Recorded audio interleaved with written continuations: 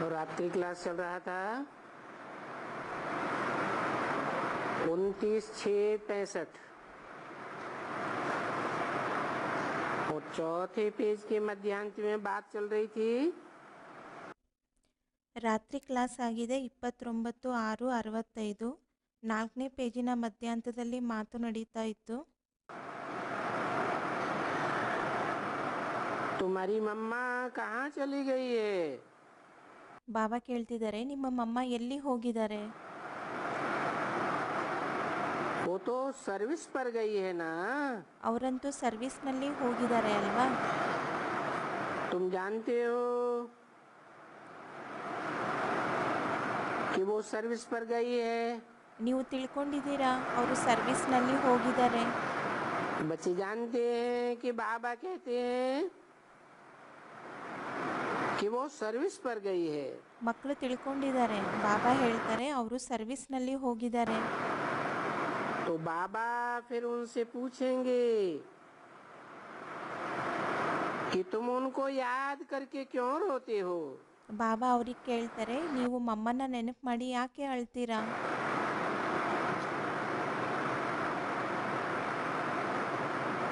जब सर्विस पर गई है तो तुमको तो रोना ही नहीं है। ಅವರು ಸರ್ವಿಸ್ನಲ್ಲಿ ಹೋಗಿದ್ದಾರೆ ಅಂದಾಗ ನೀವಂತೂ ಅಳಲೇಬಾರ್ದು.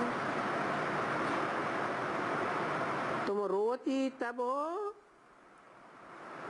जब शिव बाबा को याद नहीं करती हो।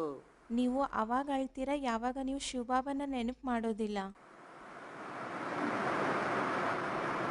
देहदारी में बुद्धि लगी हुई है। ದೇಹದಾರಿಯಲ್ಲಿ ಬುದ್ಧಿ ತೊಡಗಿದೆ, तो तुमको रोना आता है। ಅವಾಗೆ ನಿಮಗೆ ಅಳು ಬರುತ್ತೆ.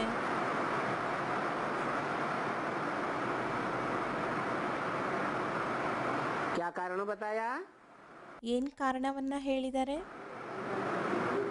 मम्मा को याद करने से कोई को रोना क्यों आता है? ಮಮ್ಮನ ನೆನಪು ಮಾಡೋದ್ರಿಂದ ಕೆಲವರಿಗೆ ಅಳು ಯಾಕೆ ಬರುತ್ತೆ? हैं? देहधारियों में मम्मा को देहधारी कहेंगे कि विदेही कहेंगे? ಮಮ್ಮಗೆ ದೇಹದಾರಿ ಅಂತ ಹೇಳಲಾಗುತ್ತಾ ಅಥವಾ ವಿದೇಹಿ ಅಂತ ಹೇಳಲಾಗುತ್ತಾ? देहधारी। ದೇಹದಾರಿ. तो देहधारी मम्मा में बुद्धि लटक गई है। ದೇಹದಾರಿ ಮಮ್ಮ ಅವರ ಪ್ರತಿ ಬುದ್ಧಿ ಸಿಕ್ಕಾಕೊಂಡಿದೆ, इसलिए तुम रोती हो। ಅದಕ್ಕೋಸ್ಕರ ನೀವು ಅಳ್ತೀರಾ.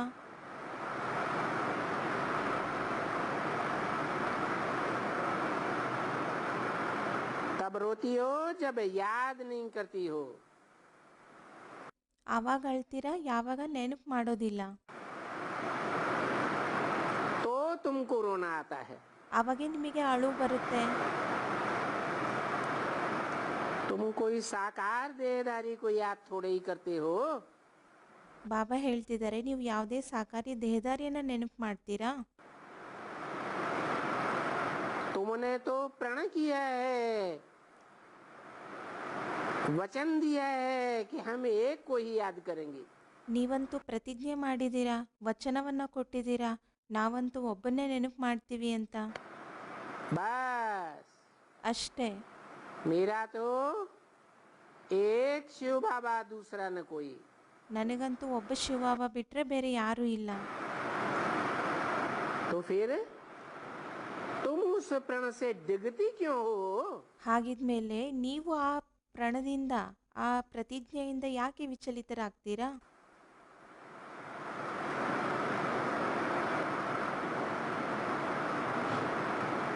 इसलिए बाबा ने माया को डायरेक्शन दिया है। ಅದಕ್ಕೆ ಬಾಬಾ ಮಾಯೆಗೆ ಡೈರೆಕ್ಷನ್ ಕೊಟ್ಟಿದ್ದಾರೆ. जो श्रीमत पर नहीं चलते उनको तुम खूब फटकाओ। ಯಾರು ಶ್ರೀಮತದ ಅನುಸಾರವಾಗಿ ನಡೆಯೋದಿಲ್ವೋ ಅವ್ರನ್ನ ಚೆನ್ನಾಗಿ ಎಸೆದು ಬಿಡು, ಗದರ್ಸು.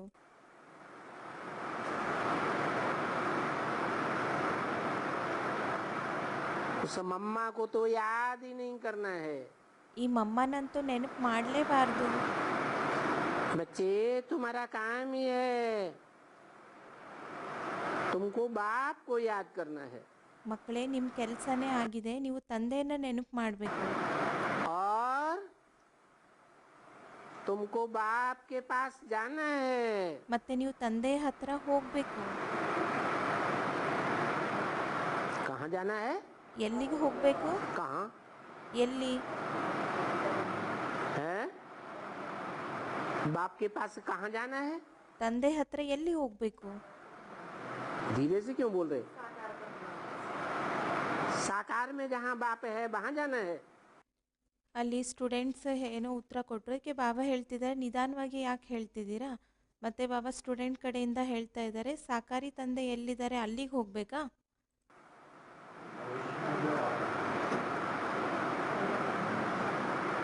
पहले तो मुक्ति धाम जाना है ना. ಮೊದಲು ಮುಕ್ತಿಧಾಮದಲ್ಲಿ ಹೋಗಬೇಕಾಗಿದೆ ಅಲ್ವಾ?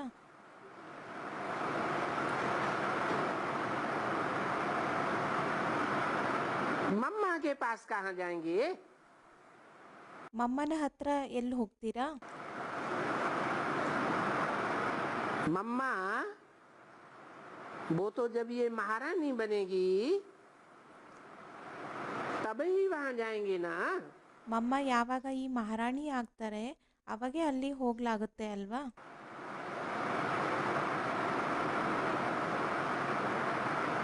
तो कहाँ जाएंगे? ಹಾಗಿದ್ರೆ ಎಲ್ಲಿ ಹೋಗ್ತೀರಾ? हैं? बाबा को याद करेंगे तो कहाँ जाएंगे? ಬಾಬಾನ ನೆನಪು ಮಾಡಿದ್ರೆ ಆಗ ಎಲ್ಲಿ ಹೋಗ್ತೀರಾ? है?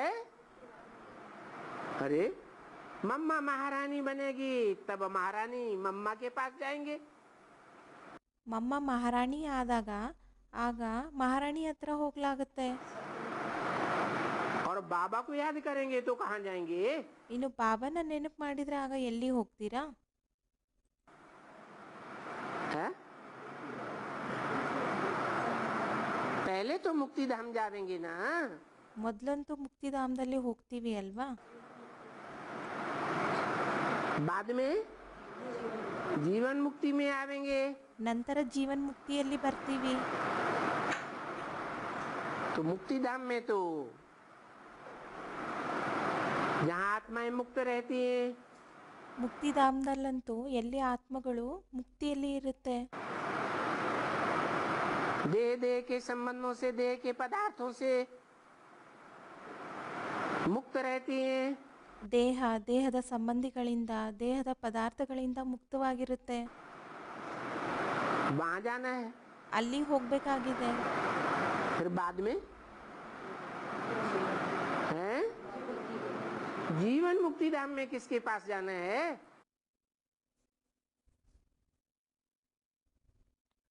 ಜೀವನ್ ಮುಕ್ತಿಧಾಮದಲ್ಲಿ ಯಾರ ಹತ್ರ ಹೋಗಬೇಕು? हैं मम्मा के पास जाना है.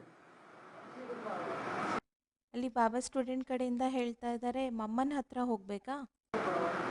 शिव बाबा के पास जाना है. ಶಿವಬಾಬನ ಹತ್ರ ಹೋಗ್ಬೇಕಾ?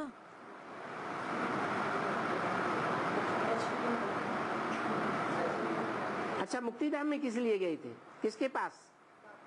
ಸರಿ, ಮುಕ್ತಿಧಾಮದಲ್ಲಿ ಯಾರ ಹತ್ರ ಹೋಗಿದ್ರಿ ಅಂತ ಕೇಳ್ತಾ ಇದ್ದಾರೆ.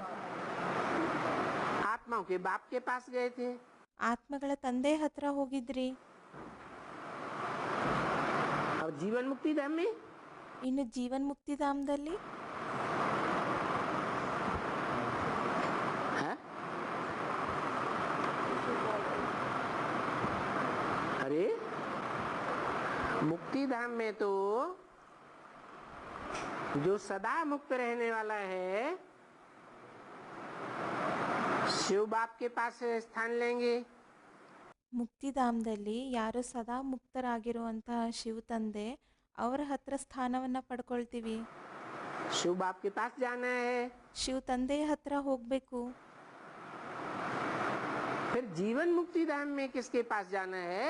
ಮತ್ತೆ ಜೀವನ್ ಮುಕ್ತಿಧಾಮದಲ್ಲಿ ಯಾರ ಹತ್ರ ಹೋಗ್ಬೇಕು? शिव बाबा के पास जाना है. ಶಿವ ಬಾಬಾರವರ ಹತ್ತಿರ ಹೋಗ್ಬೇಕು. क्योंकि शिव बाबा इस सृष्टि पर सदा कायम है. ಏಕೆಂದ್ರೆ ಶಿವ ಬಾಬಾ ಈ ಸೃಷ್ಟಿಯಲ್ಲಿ ಸದಾ ಕಾಯಂ ಆಗಿದ್ದಾರೆ. तो कहाँ जाना है? त्रेता में जाना है. ಹಾಗಿದ್ರೆ ಎಲ್ಲಿ ಹೋಗ್ಬೇಕು? ತ್ರೇತಾಯುಗದಲ್ಲಿ ಹೋಗ್ಬೇಕಾ? है? कहाँ जाना है? ಎಲ್ಲಿ ಹೋಗಬೇಕು? हैं? स्वर्ग में जाना है। ಸ್ವರ್ಗದಲ್ಲಿ ಹೋಗಬೇಕಾ? ಸ್ಟೂಡೆಂಟ್ ಕಡೆಯಿಂದ ಹೇಳ್ತಿದ್ದಾರೆ. हाँ, शिव बाबा के पास जाना है, क्योंकि शिव बाबा आया हुआ है संगम में नरक को स्वर्ग बनाने के लिए। ಬಾಬಾ ಹೇಳ್ತಿದ್ದಾರೆ ಶಿವಬಾಬನ ಹತ್ರ ಹೋಗಬೇಕು, ಏಕೆಂದರೆ ಶಿವಬಾಬಾ ಸಂಗಮ ಯುಗದಲ್ಲಿ ಬಂದಿದ್ದಾರೆ ನರಕವನ್ನು ಸ್ವರ್ಗವನ್ನಾಗಿ ಮಾಡಲಿಕ್ಕೆ.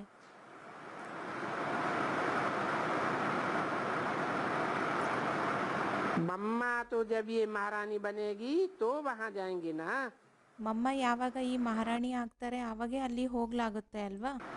मम्मा के शरीर को तुम याद कैसे कर सकते हो? ಮಮ್ಮರವರ ಈ ಶರೀರವನ್ನು ನೀವು ಹೇಗೆ ನೆನಪು ಮಾಡ್ಬೋದು?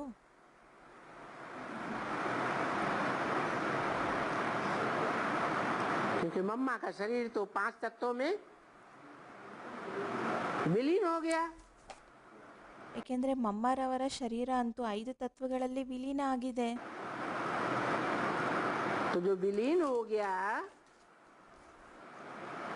है ही नहीं, ಯಾವುದು ವಿಲೀನ ಆಗಿದೆಯೋ ಇಲ್ವೇ ಇಲ್ವೋ, अस्तित्व ही खत्म हो गया, ಅದರ ಅಸ್ತಿತ್ವನೇ ಮುಗಿದು ಹೋಗಿದೆಯೋ, उसको याद करना है।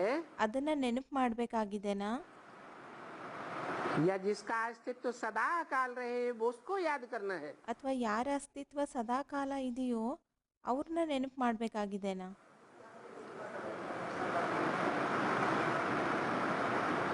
जब बच्चे आते हैं तो बाबा उनकी शक्ल दूर से देखते हैं।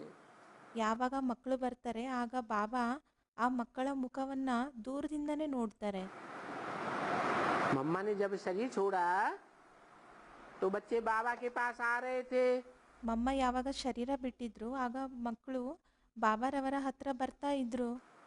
बाबा ने कहा उनकी शक्ल दूर से देख करके पता लग जाता है। क्या?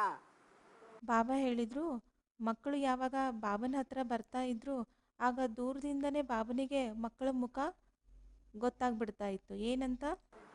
है कि ये एकदम उदास हैं। ಇವರು ಸಂಪೂರ್ಣವಾಗಿ ಉದಾಸರಾಗಿದ್ದಾರೆ. अरे क्या तुम बाबा को परेशान करने आई हो? ಬಾಬಾ ಹೇಳ್ತಿದ್ದಾರೆ, ಅರೆ ಏನ್ ನೀವು ಬಾಬಾಗೆ ತೊಂದರೆ ಕೊಡ್ಲಿಕ್ಕೆ ಬಂದಿದ್ದೀರಾ?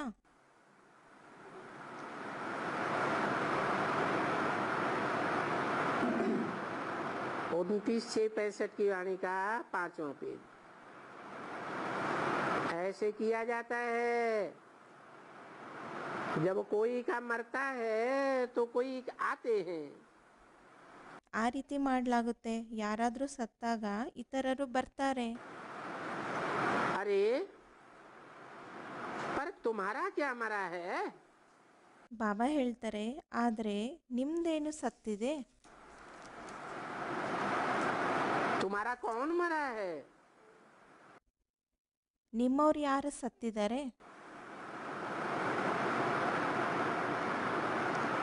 तुमको तो देहधारियों को याद ही नहीं करना है। ನೀವಂತೂ ದೇಹದಾರಿಯನ್ನ ನೆನಪೇ ಮಾಡಬಾರ್ದು. तुम्हारा आंसू बहता ही तब है जबकि देह अभिमानी बन करके देह को याद करते हो। ನಿಮ್ಮ ಕಣ್ಣೀರು ಅವಾಗೇ ಹರಿಯುತ್ತೆ ಯಾವಾಗ ನೀವು ದೇಹಾಭಿಮಾನಿಯಾಗಿ ದೇಹವನ್ನ ನೆನಪು ಮಾಡ್ತೀರಾ. आंसू कब आते हैं? ಕಣ್ಣೀರು ಯಾವಾಗ ಬರುತ್ತೆ? देह अभिमानियों को आंसू आते हैं या आत्माभिमानियों को आंसू आते हैं? ದೇಹಾಭಿಮಾನಿ ಆಗಿರೋರಿಗೆ ಕಣ್ಣೀರು ಬರುತ್ತಾ ಅಥವಾ ಆತ್ಮಾಭಿಮಾನಿ ಆಗಿರೋರಿಗೆ ಕಣ್ಣೀರು ಬರುತ್ತಾ? क्यों? ಅಲ್ಲಿ ಸ್ಟೂಡೆಂಟ್ಸ್ ಹೇಳಿದ್ರು ದೇಹಾಭಿಮಾನಿ ಆಗಿರೋರಿಗೆ. ಬಾಬಾ ಕೇಳ್ತಿದ್ದಾರೆ ಯಾಕೆ? है क्योंकि आत्मा का कनेक्शन आत्माओं के बाप से है। ಏಕೆಂದರೆ ಆತ್ಮದ ಕನೆಕ್ಷನ್ ಆತ್ಮಗಳ ತಂದೆಯ ಜೊತೆ ಇದೆ. और देह का कनेक्शन देहधारियों से है। ಇನ್ನು ದೇಹದ ಕನೆಕ್ಷನ್ ದೇಹದಾರಿಗಳ ಜೊತೆ ಇದೆ.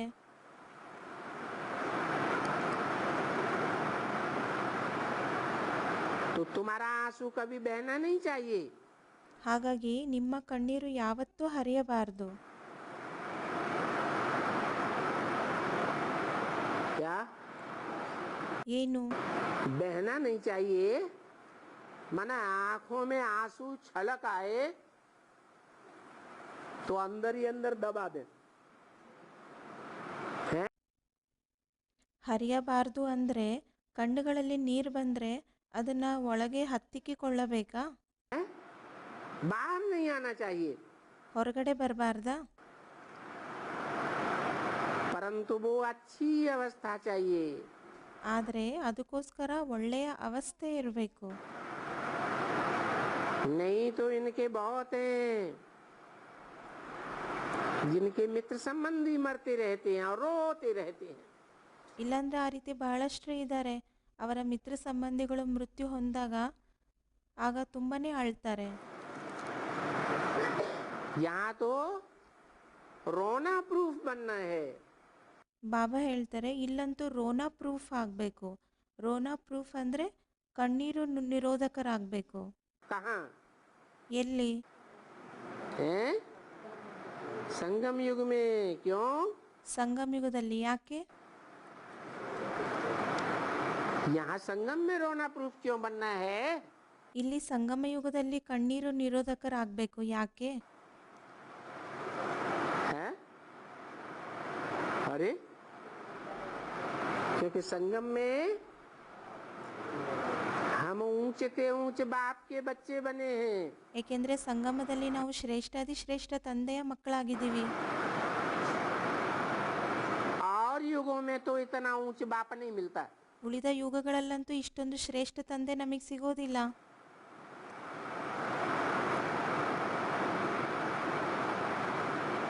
ये तो सब बापों का बाप। ಇವರು ಎಲ್ಲ ತಂದೆ ಆಗಿರೋರಿಗೂ ತಂದೆ ಆಗಿದ್ದಾರೆ.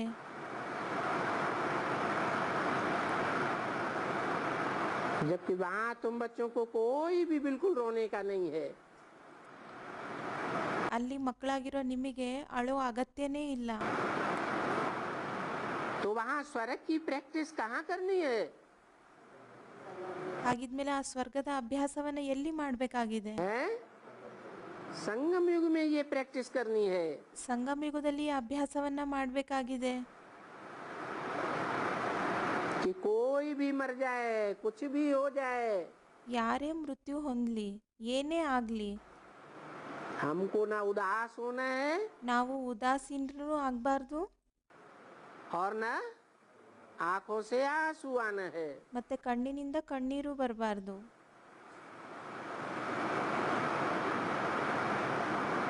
क्योंकि बाप तो कहते हैं संगम युग सारा ही मौजों का युग है। ಏಕೆಂದರೆ ತಂದೆ ಹೇಳ್ತಾರೆ ಸಂಗಮ ಯುಗ ಪೂರ್ತಿ ಮೋಜಿನ ಯುಗ ಆಗಿದೆ.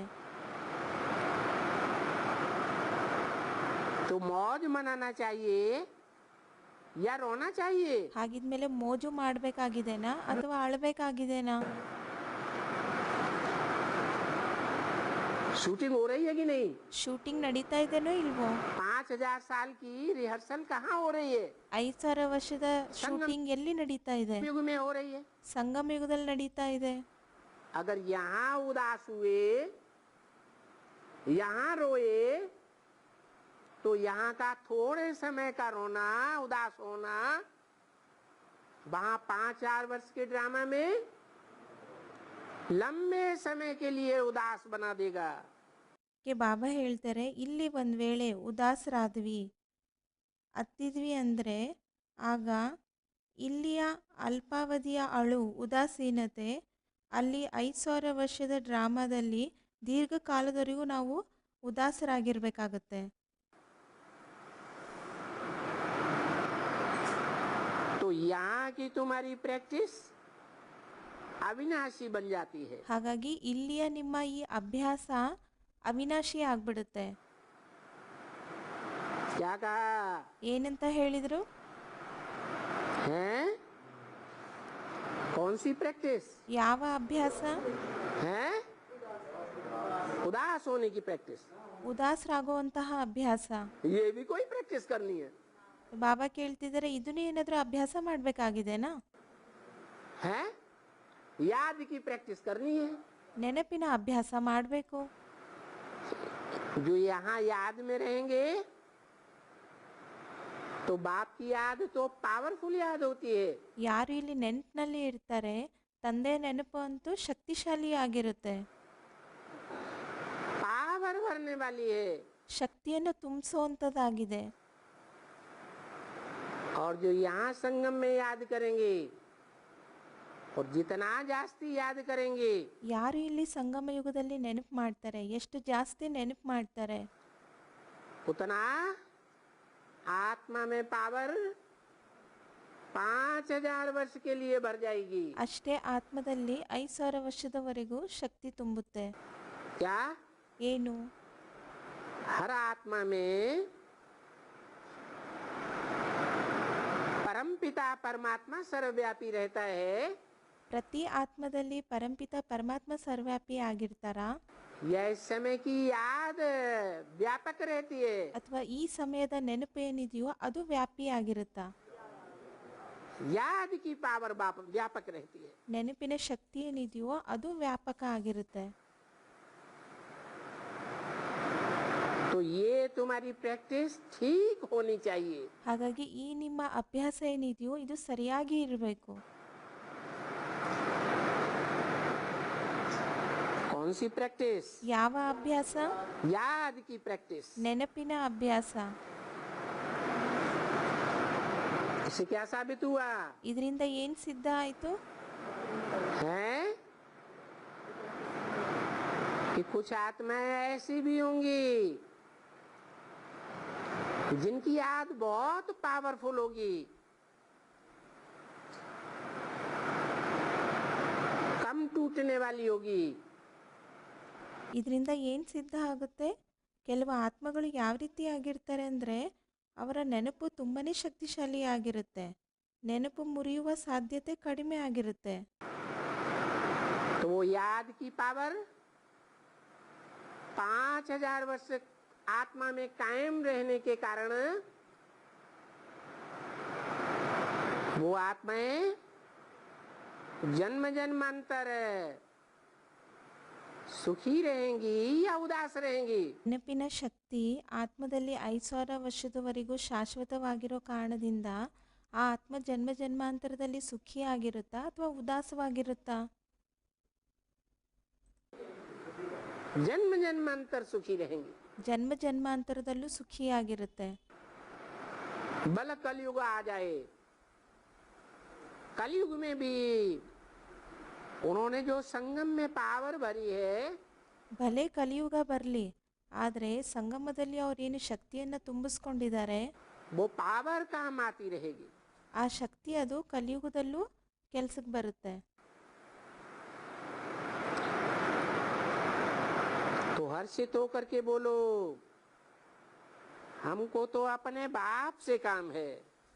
ಹಾಗಾಗಿ ಹರ್ಷಿತವಾಗಿ ಹೇಳಿ, ನಮ್ದಂತೂ ನಮ್ಮ ತಂದೆ ಜೊತೆ ಕೆಲಸ ಇದೆ. है किससे काम है? ಯಾರ ಜೊತೆ ಕೆಲಸ ಇದೆ? क्यों? बाप से ही काम क्यों है? ಬಾಬಾ ಕೇಳ್ತಿದ್ದಾರೆ, ಯಾಕೆ ತಂದೆ ಜೊತೆನೆ ಕೆಲಸ ಯಾಕಿದೆ? हैं?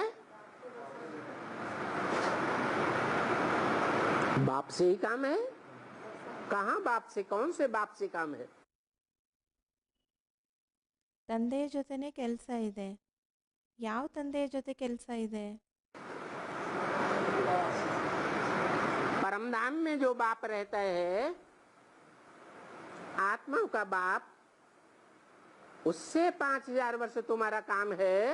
ಪರಮಧಾಮದಲ್ಲಿ ಏನು ತಂದೆ ಇರ್ತಾರೆ, ಆತ್ಮಗಳ ತಂದೆ, ಆ ತಂದೆಯ ಜೊತೆ 5,000 ವರ್ಷದಲ್ಲಿ ಕೆಲಸ ಇರುತ್ತಾ? या मनुष्य सृष्टि में जो सदा कायम है,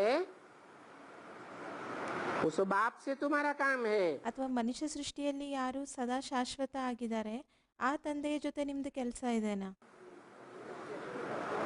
किसके नजदीक जाना है? ಯಾರ ಹತ್ತಿರ ಹೋಗ್ಬೇಕಾಗಿದೆ? है जहाँ तुम्हारा काम है, परमधाम में तो कोई काम होता नहीं है। ಎಲ್ಲಿ ನಿಮ್ದು ಕೆಲಸ ಇದೆಯೋ ಪರಮಧಾಮದಲ್ಲಂತೂ ಯಾವುದೇ ಕೆಲಸ ಇರೋದೇ ಇಲ್ಲ. तो काम तुम्हारा किससे है? ಹಾಗಿದ್ಮೇಲೆ ನಿಮ್ದು ಕೆಲಸ ಯಾರ ಜೊತೆ ಇದೆ? शिव बाबा से। ಶಿವ್ ಬಾಬಾರವರ ಜೊತೆ ಇದೆ. वो शिव बाबा भी कब कहा जाता है? ಆ ಶಿವ್ ಬಾಬಾ ಅಂತಾನು ಯಾವಾಗ ಹೇಳಲಾಗುತ್ತೆ? जब संगम में उस साकार में वो निराकार प्रवेश करके उसे आप समान बना कर जाता है। ಆ ಸಂಗಮದಲ್ಲಿ ಯಾವಾಗ ಸಾಕಾರದಲ್ಲಿ ನಿರಾಕಾರ ಪ್ರವೇಶ ಮಾಡಿ ಅವ್ರನ್ನ ತಮ್ಮ ಸಮಾನ ಮಾಡಿ ಹೋಗ್ತಾರೆ. तो बोला हर एक का अपने बाप से काम है। ಹೇಳಿದ್ರು ಪ್ರತಿಯೊಬ್ಬರದು ತಮ್ಮ ತಂದೆಯ ಜೊತೆ ಕೆಲಸ ಇದೆ.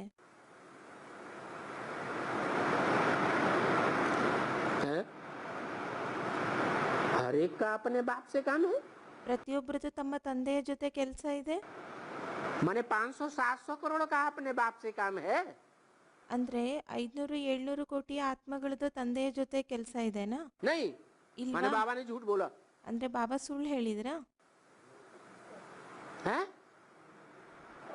बाबा ने तो बोला हर एक का अपने बाप से काम है। ಬಾಬಾ ಅಂತೂ ಹೇಳಿದಾರಲ್ವಾ ಪ್ರತಿಯೊಬ್ಬರದು ತಮ್ಮ ತಂದೆಯ ಜೊತೆ ಕೆಲಸ ಇದೆ. है? हाँ, कोई भी धर्म की आत्मा हो, ಅಲ್ಲಿ ಸ್ಟೂಡೆಂಟ್ ಹೇಳಿದ್ರು ಎಲ್ರಿಗೂ ತಂದೆ ಆಗಿದ್ದಾರೆ. ಬಾಬಾ ಹೇಳ್ತಿದ್ದಾರೆ ಹೌದು, ಯಾವುದೇ ಧರ್ಮದವ್ರು ಆಗಿರ್ಬೋದು, कोई भी धर्म में कन्वर्ट होने वाली हो, ಯಾವುದೇ ಧರ್ಮದಲ್ಲಿ ಕನ್ವರ್ಟ್ ಆಗುವಂಥವ್ರು ಆಗಿರ್ಬೋದು, आखिरी तो वो जिससे प्रभावित होगी उसको फॉलो करेगी ना। फॉलो ಅಂತಿಮವಾಗಿ ಅವ್ರು ಯಾರಿಂದ ಪ್ರಭಾವಿತ ಆಗ್ತಾರೆ ಅವ್ರನ್ನ ಫಾಲೋ ಅಂತೂ ಮಾಡ್ತಾರಲ್ವಾ? फादर करेगी ना। ಅವ್ರು ಫಾಲೋ ಫಾದರ್ ಮಾಡುತ್ತಾರಲ್ವಾ? तो हर एक का अपने बाप से काम है। ಹಾಗಾಗಿ ಪ್ರತಿಯೊಬ್ಬರದು ತಮ್ಮ ತಂದೆಯ ಜೊತೆ ಕೆಲಸ ಇದೆ. बाबा का भी बाप से काम है। कौन से बाबा का? ಬಾಬಾ ಅವ್ರದ್ದು ಸಹ ತಂದೆಯ ಜೊತೆ ಕೆಲಸ ಇದೆ. ಯಾವ ಬಾಬಾ ಅವ್ರದ್ದು? ब्रह्मा बाबा का भी बाप से काम है। कौन ಬ್ರಹ್ಮ ಬಾಬಾ ಅವ್ರದ್ದು ಸಹ ತಂದೆಯ ಜೊತೆ ಕೆಲಸ ಇದೆ. से बाप से काम है? ಯಾವ ತಂದೆಯ ಜೊತೆ ಕೆಲಸ ಇದೆ ಬ್ರಹ್ಮ ಬಾಬಂದು? शिव बाप से काम है या शिव बाबा से काम है? ಶಿವ್ ತಂದೆಯ ಜೊತೆ ಅಂದ್ರೆ ಶಿವ್ ಬಾಬ್ ಜೊತೆ ಕೆಲಸ ಇದೆನಾ ಅಥವಾ ಶಿವ್ ಬಾಬಾ ಜೊತೆ ಕೆಲಸ ಇದೆನಾ? शिव बाबा बाप है। ಶಿವ್ ಬಾಬಾ ಶಿವ್ ಬಾಪ್ ಆಗಿದಾರಾ?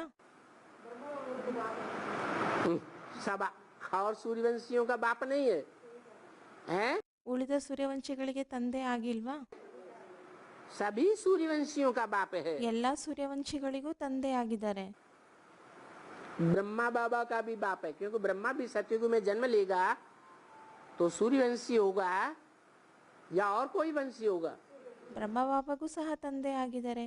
ಸತ್ಯುಗದಲ್ಲಿ ಯಾವಾಗ ಅವರು ಜನ್ಮ ಪಡ್ಕೊಳ್ತಾರೆ ಆಗ ಸೂರ್ಯವಂಶಿ ಆಗಿರ್ತಾರ ಅಥವಾ ಬೇರೆ ವಂಶದವರಾಗಿರ್ತಾರ? सूर्यवंशी होगा। ಸೂರ್ಯವಂಶಿನೇ ಆಗಿರ್ತಾರೆ. तो बाबा का भी बाप से काम है और उसमें ಹಾಗಾಗಿ ಬಾಬಾ ಅವ್ರದ್ದು ಸಹ ತಂದೆಯ ಜೊತೆ ಕೆಲಸ ಇದೆ. सदैव हर्षित रहो। ಹಾಗಾಗಿ ಸದಾ ಹರ್ಷಿತರಾಗಿರ್ರಿ. तभी समझा जाएगा कि कितने स्थिरियम हो। ಅವಾಗೆ ಅರ್ಥ ಮಾಡ್ಕೊಂಡ್ಲಾಗುತ್ತೆ ಎಷ್ಟು ಸ್ಥಿರ ಆಗಿದ್ದೀರಾ.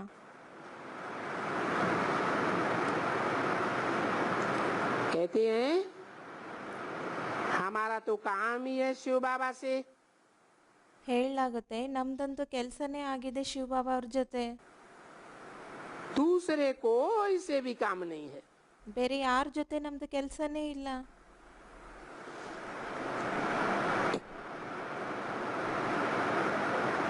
तो क्या करेंगे? ಹಾಗಿದ್ರೆ ಏನ್ ಮಾಡ್ತೀರಾ? इसलिए बाबा देखता है आजकल जो आते हैं आते ही पता नहीं क्यों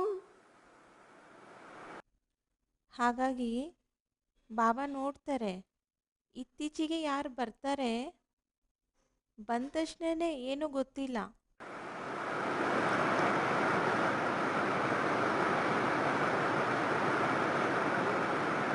आगे बोला नहीं। ಮುಂದೆ ಬಾಬಾ ತಿಳಿಸಿಲ್ಲ. पता नहीं क्यों उदास हो जाते हैं। ಏನೋ ಗೊತ್ತಿಲ್ಲ ಉದಾಸರಾಗ್ಬಿಡ್ತಾರೆ. ಅಂದರೆ ಬಾಬಾ ನೋಡ್ತಾ ಇದ್ದಾರೆ ಇತ್ತೀಚೆಗೆ ಯಾರು ಬರ್ತಾರೆ ಏನೋ ಗೊತ್ತಿಲ್ಲ ಅಂದರೆ ಅವರು ಉದಾಸರಾಗ್ಬಿಡ್ತಾರೆ. मम्मा चली गई। ಮಮ್ಮ ಹೊರಟೋಗ್ಬಿಟ್ರು. अरे मम्मा को तो देखना ही नहीं है। ಬಾಬಾ ಹೇಳ್ತಾರೆ ಅರೆ ಮಮ್ಮನಂತೂ ನೋಡಲೇಬಾರ್ದು. अच्छा मम्मा तो चली गई, ಸರಿ ಮಮ್ಮ ಅಂತೂ ಹೊರಟೋದ್ರು, फिर क्या आना ಮತ್ತಿನ್ನೇನು ಬರೋದು? है? ಅಂದರೆ ಬಾಬಾ ಸ್ಟೂಡೆಂಟ್ಸ್ ಕಡೆಯಿಂದ ಹೇಳ್ತಾ ಇದ್ದಾರೆ ಮಮ್ಮನೇ ಹೊರಟೋದ್ರು ಅಂದಮೇಲೆ ಮತ್ತಿನ್ನೇನು ಬರೋದು? मम्मा चली गई, उदास हो गए, ಮಮ್ಮ ಹೊರಟೋದ್ರು ಉದಾಸರಾದ್ರು, फिर क्या आना है? ಮತ್ತಿನ್ನೇನು ಬರೋದು? कहाँ? ಎಲ್ಲಿ? मधुबन में फिर क्या आना? ಮಧುವನದಲ್ಲಿ ಮತ್ತಿನ್ನೇನು ಬರೋದು?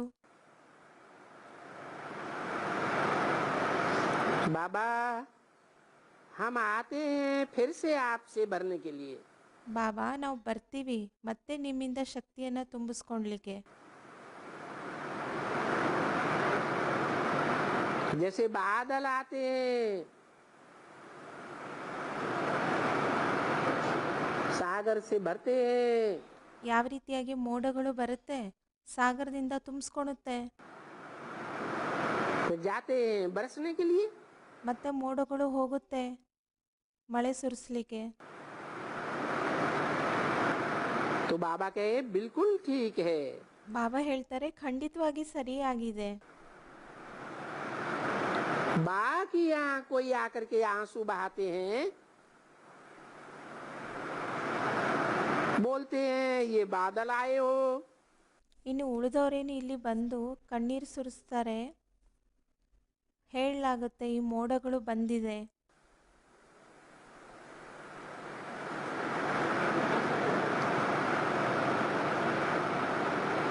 बोलते हैं कि हम बादल बन करके आए हैं। ಹೇಳ್ತಾರೆ ನಾವು ಮೋಡಗಳಾಗಿ ಬಂದಿದ್ದೀವಿ. अरे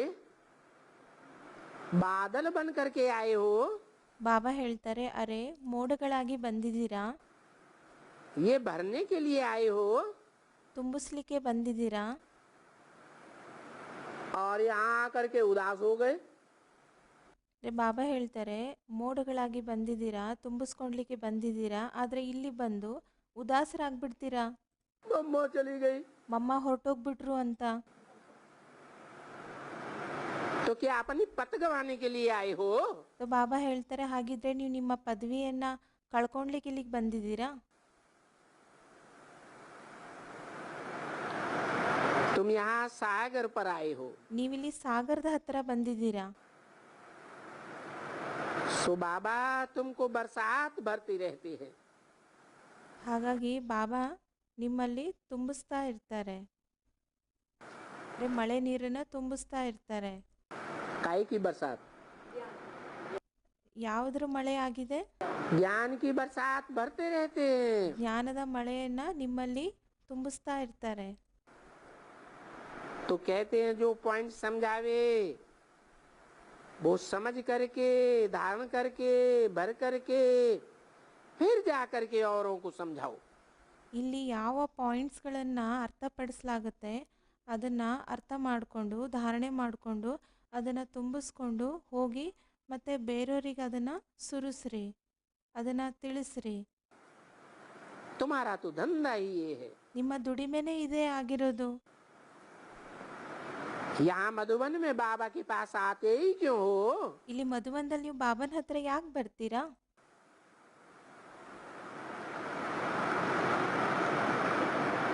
दौड़ दौड़ कर आते हो ना? ಓಡೋಡಿ ಬರ್ತೀರಿ ಅಲ್ವಾ?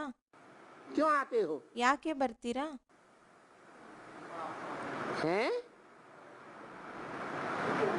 क्यों आते हो? ಯಾಕೆ ಬರ್ತೀರಾ? भरने के लिए। अरे ತುಂಬಿಸ್ಕೊಳ್ಲಿಕ್ಕೆ. घर में बैठे टैप रिकॉर्डर सुन लो। ಏಕೆ ಮನೆಯಲ್ಲೇ ಕುತ್ಕೊಂಡು ಟೇಪ್ ರಿಕಾರ್ಡರ್ನ ಕೇಳಿ ಅಲ್ವಾ? कागज की मुरली पढ़ लो। ಪೇಪರ್ನ ಮುರುಳಿಯನ್ನು ಕೇಳಿ ಓದಿ. ज्ञान तो वही है। ಬಾಬಾ ಹೇಳ್ತಾರೆ ಪೇಪರ್ನ ಮುರುಳಿಯನ್ನು ಓದಿ, ಜ್ಞಾನ ಅಂತೂ ಅದೇ ಆಗಿದೆ ಅಲ್ವಾ. यहाँ क्यों आते हो? ಇಲ್ಲಿ ಯಾಕೆ ಬರ್ತೀರಾ? ये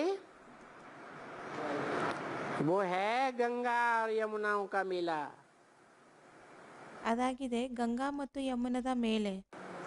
है भक्ति मार्ग में वो गंगा और यमुना का मेला, नदियों का मेला है।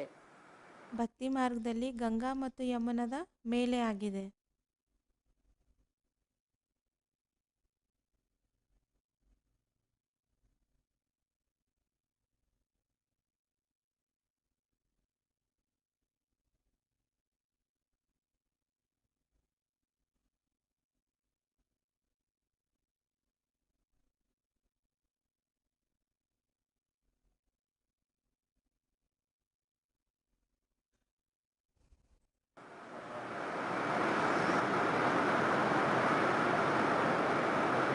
जो पानी की नदियां हैं,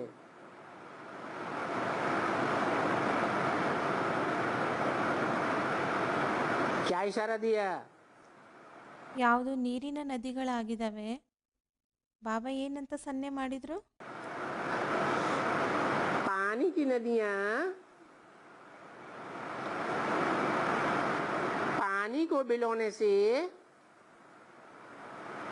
कुछ मक्खन निकलेगा क्या? ನೀರಿನ ನದಿಗಳು ನೀರನ್ನ ಮಂಥನ ಮಾಡೋದ್ರಿಂದ ಏನಾದರೂ ಬೆಣ್ಣೆ ಬರುತ್ತಾ?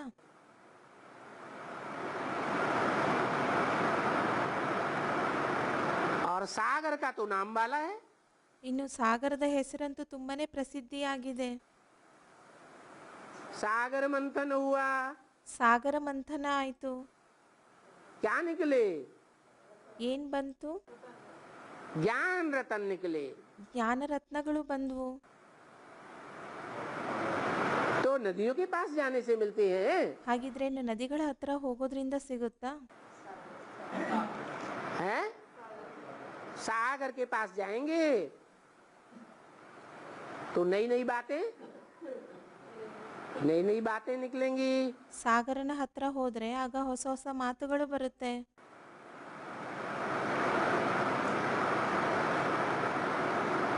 सागर मंथन होता है, कितने रतन निकलते हैं। ಸಾಗರ ಮಂಥನ ಆಗುತ್ತೆ, ಆಗ ಎಷ್ಟೊಂದು ರತ್ನಗಳು ಹೊರ ಬರುತ್ತೆ. तो यहाँ तो तुम्हारा मेला होता है सागर से। ಇಲ್ಲಂತೂ ನಿಮ್ದು ಸಾಗರದ ಜೊತೆ ಮೇಳೆ ಆಗುತ್ತೆ. क्या? ಏನು? वहाँ सेंटरों में और गीता पाठशालाओं में तुम्हारा मेला सागर से नहीं होता है, किससे होता है? ಅಲ್ಲಿ ಸೆಂಟರ್ನಲ್ಲಿ ಗೀತಾ ಪಾಠಶಾಲೆಯಲ್ಲಿ ನಿಮ್ದು ಮೇಲೆ ಸಾಗರದ ಜೊತೆ ಆಗೋದಿಲ್ಲ. ಯಾರ ಜೊತೆ ಮೇಳೆ ಆಗುತ್ತೆ? ज्ञान नदियों से। वो पानी की नदियां हैं। ಜ್ಞಾನ ನದಿಗಳ ಜೊತೆ, ಅದು ನೀರಿನ ನದಿ ಆಗಿದೆ. कोई नई बात नहीं सुनाती है। ಯಾವುದೇ ಹೊಸ ಮಾತನ್ನಂತೂ ನುಡಿಸೋದಿಲ್ಲ. और बाप से तुम नित नई बातें सुनते हो। ತಂದೆಯಿಂದ ನೀವು ನಿತ್ಯ ಹೊಸ ಮಾತನ್ನ ಕೇಳ್ತೀರಾ. तो सागर तुम नदियों को रिफ्रेश कर रहे हैं। ಹಾಗಾಗಿ ಸಾಗರ ನದಿಗಳಾಗಿರೋ ನಿಮ್ಮನ್ನ ರಿಫ್ರೆಶ್ ಮಾಡ್ತಾ ಇದ್ದಾರೆ. तुम्हारा यहाँ आना ही है सागर से रिफ्रेश होना। ನೀವಿಲ್ಲಿ ಬರಬೇಕಾಗಿದೆ ಸಾಗರದಿಂದ ರಿಫ್ರೆಶ್ ಆಗಲಿಕ್ಕೆ. और कोई बात नहीं। ಮತ್ತೆ ಬೇರೆ ಯಾವ ಮಾತು ಇಲ್ಲ. और फिर जाकर के बरसात बरसा दी। ಮತ್ತೆ ನೀವು ಹೋಗಿ ವರ್ಷವನ್ನ ವರ್ಷಿಸ್ರಿ. तो तुम्हारा तो धंधा ही ये है। ನಿಮ್ಮ ದುಡಿಮೆನೇ ಇದೇ ಆಗಿರೋದು. वो है ज्ञान का सागर। ಅವರು ಜ್ಞಾನದ ಸಾಗರ ಆಗಿದ್ದಾರೆ. और तुम हो बादल। ನೀವು ಮೋಡ ಆಗಿದ್ದೀರಾ. तुमको यहाँ भरना है। ನೀವು ಇಲ್ಲಿ ತುಂಬಿಸ್ಕೊಳ್ಬೇಕಾಗಿದೆ. कौन है ज्ञान का सागर? ಜ್ಞಾನದ ಸಾಗರ ಯಾರಾಗಿದ್ದಾರೆ? शिव बाबा है ज्ञान का सागर ಶಿವ ಬಾಬಾ ಜ್ಞಾನದ ಸಾಗರ ಆಗಿದ್ದಾರೆ. और तुम हो बादल. ಇನ್ನು ನೀವಾಗಿದ್ದೀರಾ ಮೋಡಗಳು.